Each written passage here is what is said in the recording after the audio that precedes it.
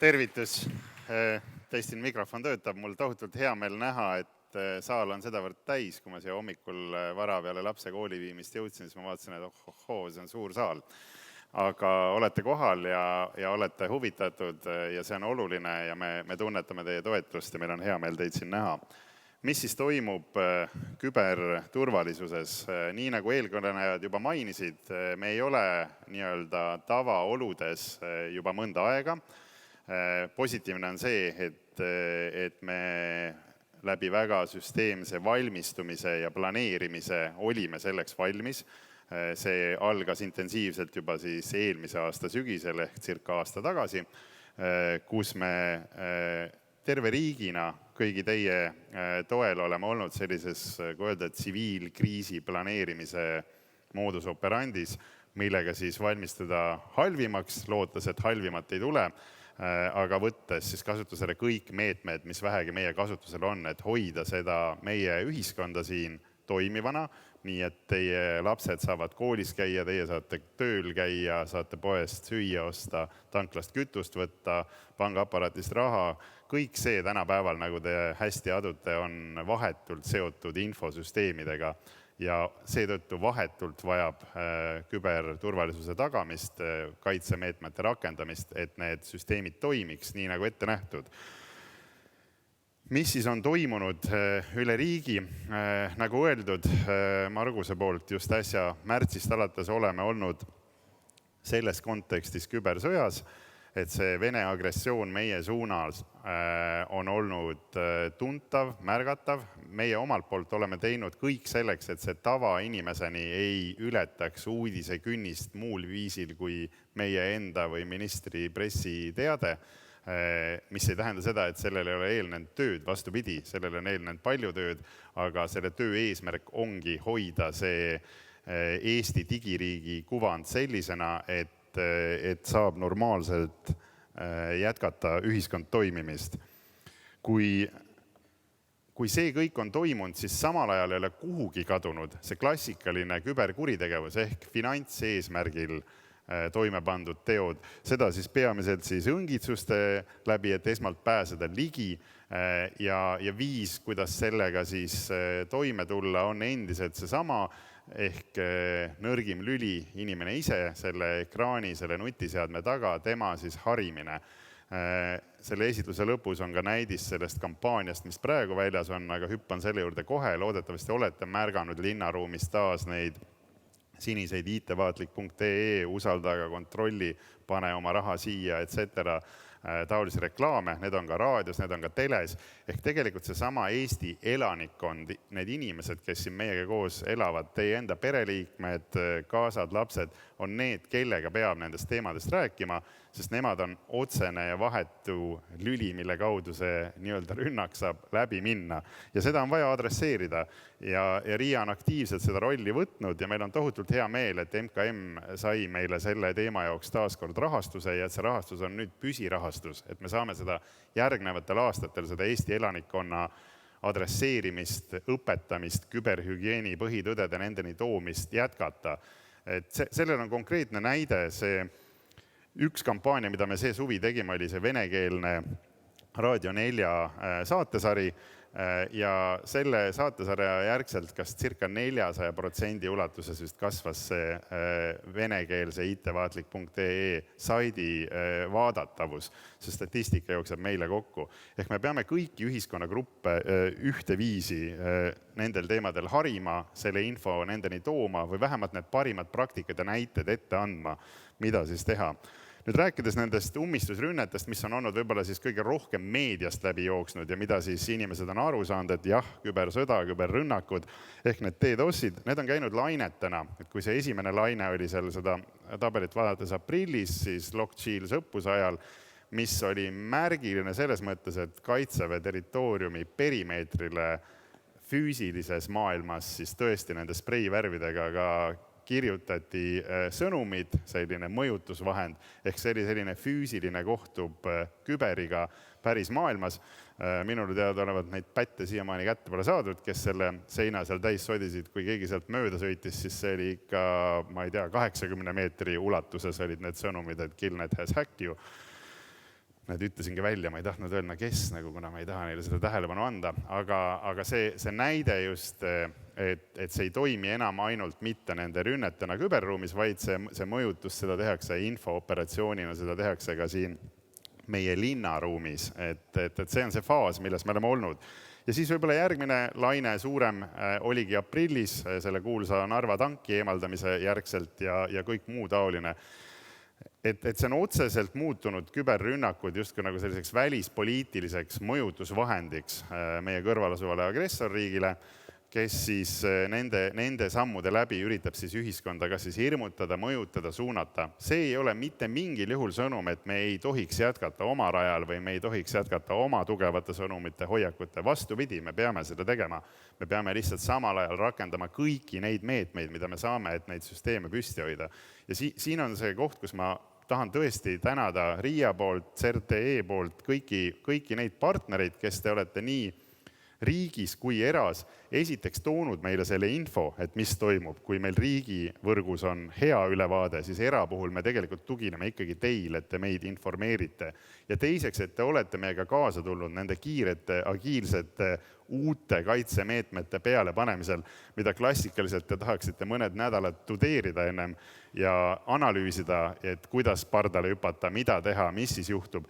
Väga paljud teist tulid väga kiiresti nendega kaasa ja tänu sellele oleme suutnud kaitsta seda enda küberruumi ja läbi selle kaitsmise oleme me kaitsnud seda Eesti e-riigi imidžit, seda meie tugevust, et meie teenused, meie süsteemid on püsti ja kui me ise sellest ei räägiks, siis justkui panekski tähele, et need rünnakud toimivad.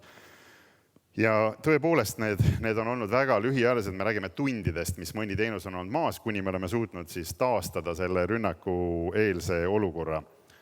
Mida me jätkame, on intensiivselt 24/7, mis ei ole maailmas endiselt standardne. Kõik need 150 delegatsiooni, kes aastas RIAsse sisse tulevad välisriikidest, paljude nende jaoks on see uudne, et meil reaalselt öösel istuvad inimesed, seiravad küberruumi, monitoorivad, mis toimub, reageerivad koheselt, ajavad üles Tõnu, ajavad üles minu, ajavad üles Marguse, Luukase, ministri, keda vaja on, et sellele reageerida ja koheselt mingid samme võtta. Ehk küberruumis ei ole sellist uneaega, ajavööndeid, alati on keegi kuskil üleval, alati on keegi kuskil toimetamas ja sellele tuleb reageerida kohe, mitte nii, et tuled hommikul kell 9 logid sisse ja vaatad, et nii, mis siis eile õhtul juhtus. Et selleks hetkeks võib veidi hilja olla. Mis me oleme siis uute asjadena pannud, paljud teist on juba seda märganud. Teine perimeeter, alates siis veebruari sisuliselt vabariigi aastapäeva paiku käis veel Tõnu sadamas Tallinki laeval vastas füüsilisi seadmeid vasta südaööd võtmas ja neid öösel riigi võrgu külge koos oma tiimiga kruvimas. See hoidis meid ära hullemast siis esimeste lainetena ja siis hiljem rakendatud see veebide lisakaitse aprillist siis tagas veel teise sellise võrgustiku kaitset sinna ümber. Me ei peatu seal, me jätkame seda, meil on tohutult hea meel, et see rahastus selleks läbi ministri, läbi MKM-i on tagatud ka järgnevateks aastateks ja põhimõtteliselt praegu, millega sellel rindel tegeletakse, on kalibreerimisega, kuidas neid uusi keskseid turvalahendusi, tehnilisi turvalahendusi kõige parimal viisil, kõige võimalikult laiema kaitse tagamiseks rakendada. Ja see on miski, milles me õpime, areneme ja toetume väga paljust teie tagasisidele, teie infole ja eeldame seda ka tulevikus. See märk siin, et Orange Charlie hetkel oleme tagasi kollases ehk Bravos, aga nagu öeldud, me oleme olnud selles kollases juba peaaegu aasta algusest alates.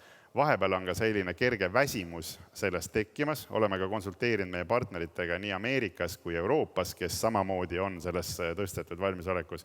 Aga üldine sõnum on olnud enamuselt, et praegu pigem ei hakkaks veel seda alla tooma seda taset, kuna see on justkui nii-öelda nagu kutse lõunalauda siis sellele ründale, et nii, nüüd nad väsisid, lasid need kilbid alla, et praegu on see hetk. Et ühesõnaga me jätkame endiselt kõrgendatud tähelepanuga just sellel turvalisuse tagamisel, küberkaitsel ja liigume samas võtmes edasi.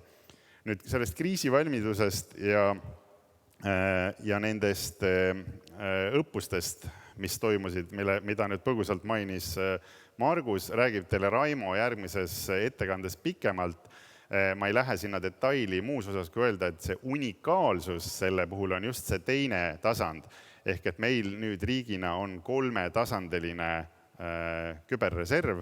Esimene tasand on siis RIA ise, CERD-i seest tuleb esimene meeskond, kes võtab appi seda tuld kustutama, kus iganes ta parajaski ei oleks puhkenud. Teine tase on nüüd see unikaalne element ehk IT-majade baasil ja ma tahaks siinkohal kõiki IT-majade juhte ja esindajaid, kes saalis on, väga tänada, et te oma inimesed sinna nomineerisite. See on vabatahtlik tegevus, see on riigimehelik tegevus ja meil on tohutult hea meel näha, et see rakendus sellisel kujul ja me paneme sinna palju aega, energiat ja ressurssi, et neid inimesi kokku harjutada, et neil tekiks see lihasmälu reageerida nende kriiside hetkedel ja need oskused, mis on vajalikud selleks, et taolisi kriise lahendada.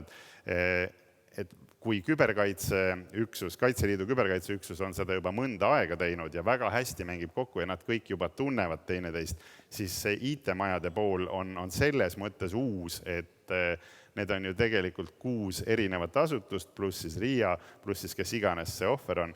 Ja need inimesed on vaja kõigepealt kokku jooksutada, kokku õpetada, toimima ühtse üksusena ja väga hea meel, et see eelmine nädal esimest korda aset leidis. Aga nagu ütlesin, pikemalt sellesse ei lähe. Räägin veel võib-olla paar sõna digitestist. Digitest uus on valmis. Selle viimased lihvimised, et sellega laivi minna, käivad. Kuupäeva praegu täpselt välja ei ütle, kuna me teeme veel viimaseid turvateste sellele, et oleks täiesti kindel, et toode vastab kõigele, millele ta peab vastama. Me ei saa lasta RIA-na ise turule miskit, mille puhul me ei ole 100% kindlad, et ta teeb täpselt seda, milleks ta on ette nähtud.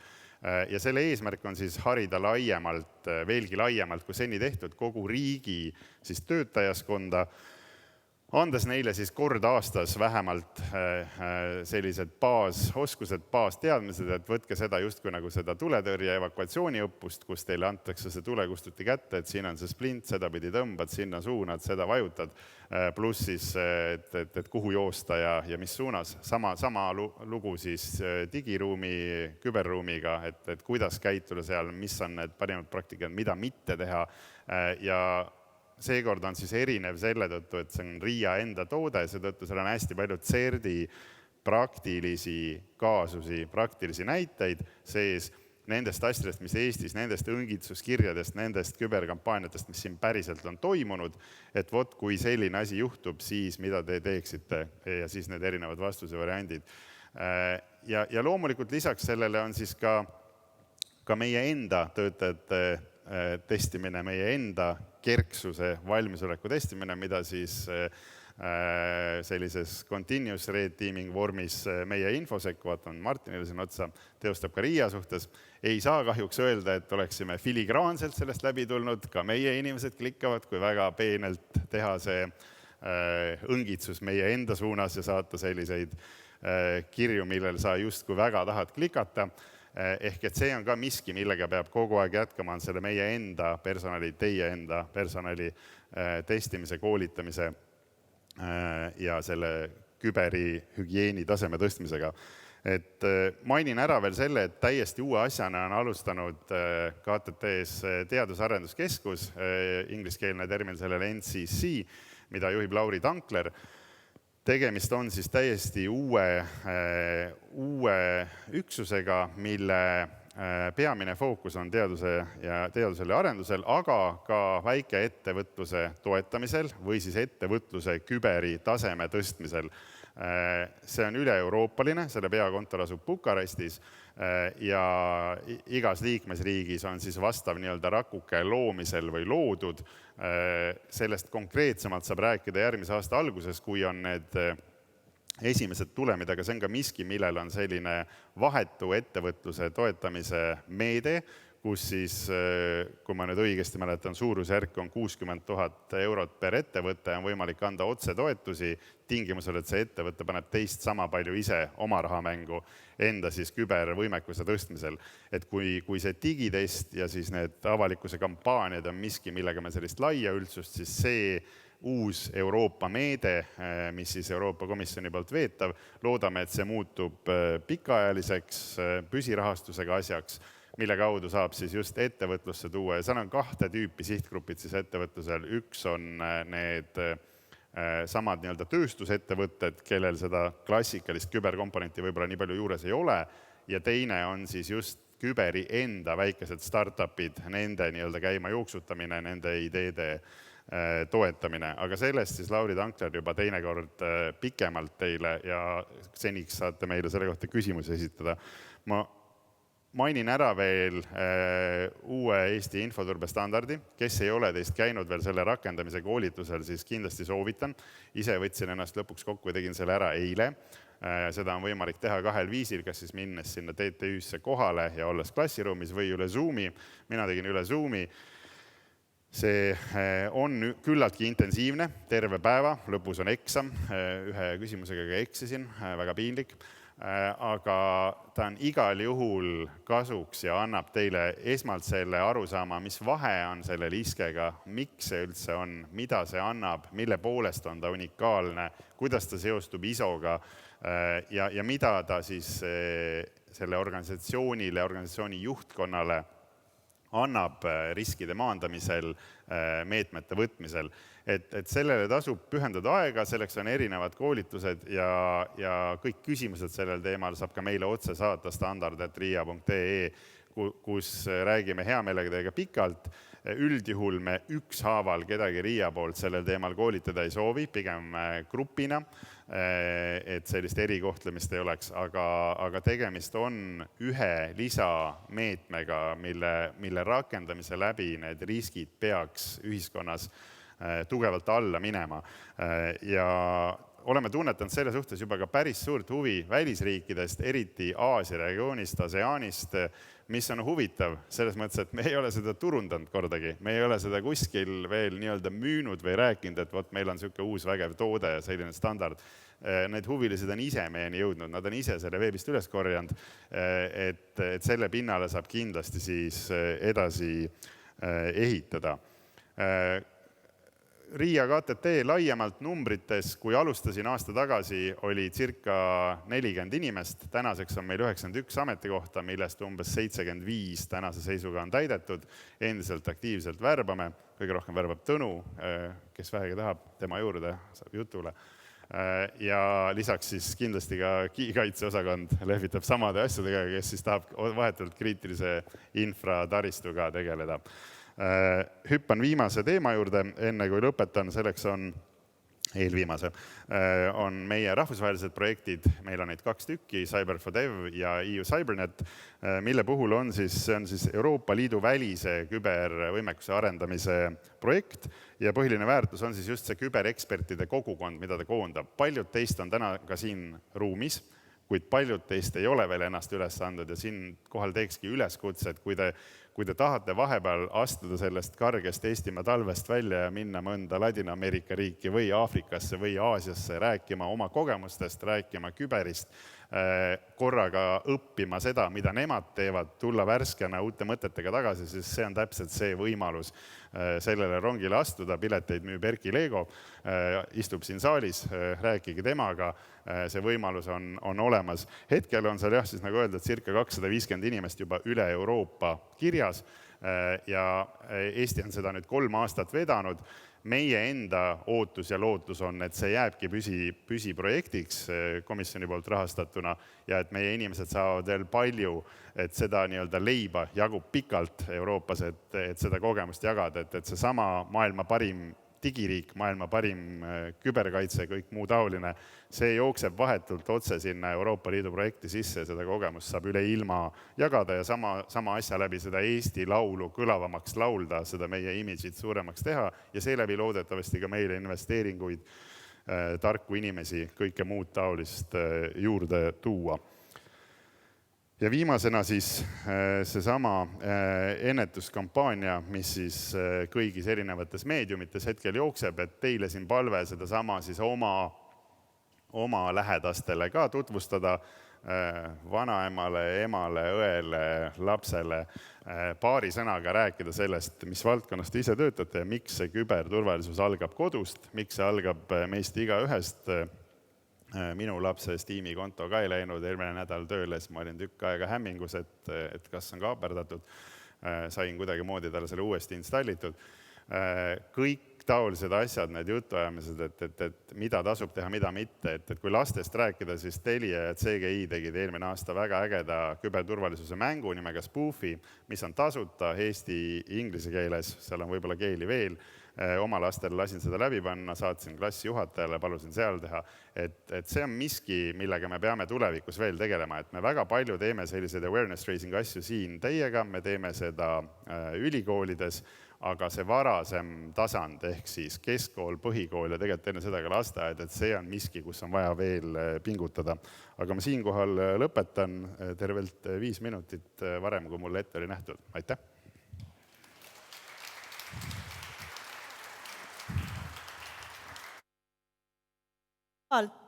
Lahku, meil on küsimusi, aga alustame saalist. Kas kellelgi on Gerdile küsimusi?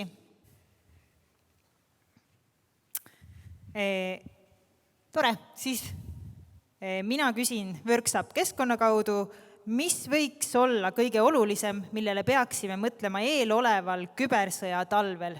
Millele peaksime vaimselt valmis olema? No, kõige levinum hetkel vorm on see sama phishing ehk need kõiksugu sellised meilid, mis teile sisse tulevad, mis iganes rakendusi te kasutate. Need on kalibreeritud viimasel ajal juba nii filigraanseks, et väga raske on eristada, kas tegemist on nüüd päris asjaga, kas seda kirjutas mulle mu tööandja, kas seda kirjutas mulle mu kolleeg, või kas see on nüüd keegi, kes üritab kuidagi pidi minult mingeid andmeid välja saada. Ehk see tase ei ole enam need klassikalised Nigeeria petukirjad, et oled võitnud 5 miljonit ja palun sisesta siia oma pangaandmed, vaid need on need samad teenused, et see üks asi, mida selle kampaania ajal oleme rõhutanud, on, et hästi levinud viimasel ajal on see Omniva postipaki teade. No, minul abikaasa tellib kogu aeg mingid Omniva postipakke. Kui see SMS mulle tuleb, et mul on see postipakk, see on päris suur tõenäosus, et ma võin sinna vajutada, et oota, kuhu ma pean nüüd minema või millises serveris see on. Et hästi tähelepanelikult tuleb siis vaadata, et kas see aadress, kus see tuleb, on see ja see asi, mida see inimene teha saab, on ära kohe sellele asjale kliki, ära kohe sellele lingile mine, katsu minna seda nii-öelda klassikalist teed pidi selle sama teenuse pakkujani, et pane korraks see telefon, kus see sul tuli maha, mine oma arvuti taha, mine, kui see oli Omnivalt, omniva.ee, logi sisse, vaata, kas sa sealt ka näed, et sulle midagi tuli, või helista sinna, veelgi klassikalisem meede. Et see on selline, et usalda, aga kontrolli, võib-olla on päris asi, võib-olla ei ole, et see on üks näide, aga neid on hästi palju teisi veel. Et seda me võib-olla tavainimese vaatest tunneme palju rohkem, et kui nende ummistusrünnetega oli võib-olla kõige märgatavam tavainimesele see, et kui need rongi väljumise aegu sai saanud sealt Elroni kodulehelt vaadata, kui ta oli hetke maas või siis ka Tallinna lennujaama puhul, et siis tegelikult ei tähendanud ju seda, et rong ei sõida või lennuk ei lenda, vaid lihtsalt, et sa ei saanud sellelt kodulehelt mõnekümne minuti vältel kuni tunni jooksul vaadata seda nii-öelda väljumiste aega. Meil on veel küsimusi. Kuidas kujutate ette umbes 2000 asutuse poolt e-ITSi rakendamist, kui seda standard pole RIA ise veel rakendanud ja praktilisi puudusid tuvastanud? Suurepärane küsimus. Me praegu ise proovime seda suppi süüa, mida me oleme nüüd mõned aastad keetnud. Ei ole lihtne. Esimesed sammud selle infovarade kaardistamise ja varade kaardistamise laiemalt teel ja arusaamise, et iga üksus, seal hulgas kommunikatsiooniosakond, personaliosakond, kes nagu klassikalise IT-ga võib-olla niivõrd kokku ei puutu, peavad ka selle raja läbi kõndima. See on olnud valuline, aga selle käigus me oleme ise õppinud ja arendanud. Meie eesmärk kindlasti on olla see näidisasutusriigis, kes saab selle edukalt rakendatud. Me hetkel selles suunas liigume. Nüüd see sõna 2000 uut klienti on nii meie siis kiikaitseosakonna, kes järgmisena lavale tuleb, kelle paljud kliendid just selle osa moodustavad, kui järelevalvele, kui tegelikult sellele standardiosakonnale, riiklike infoturbemeetmete osakonnale paras peavalu. Me tegeleme sellega, kas meil on praegu olemas selline kristallkuuli lahendus, millega me kõik need mured ära lahendame, ei ole. Me loodame väga palju teie abile ja konstruktiivsusele selles, et kui vähegi selle käigus tekib neid raskusi, et te tulete nende küsimustega ja siis üritate ka konstruktiivselt seda koostööd koos meiega teha, et seda tervikpilti paremaks saada, nagu ütlesin, kui selle standardi läbi selle valulisuse lõpuks käima jooksed, siis tegelikult on selle organisatsiooni infosüsteemid, infovarad paremini kaitstud ja saab keskenduda selle oma põhirolli, oma põhifunktsiooni, mida iganes te toodate, mida iganes te müüte, mida iganes te teete, selle tegemisele, sest see nii-öelda turve on tehtud, tagatud. Ja veel küsimusi. Mis on RIA kübertesti koolituse eelised võrreldes erasektori pakutuga? Ma isegi ei ütleks niimoodi, et kas üks on parem kui teine. Mõlemad on vajalikud ja väga hea on, et erasektor seda samuti teeb. Meil on ka pikaaegne kogemus ise erasektori testidega. Peamine eesmärk oli meie jaoks see hetkel, et kuna see pall oli mõneti maha kukkunud, siis see pall uuesti üles korjata. Kas on nii, et pead ilmtingimata tegema ühte testi või teist? Kindlasti mitte. Oluline on see teave sealt kohale viia, millist iganes testi sa selleks parajasti siis kasutada otsustad. Aitäh! Kas saalis on küsimusi? Palun käega märku anda. Kui mitte, siis aitäh, Gert!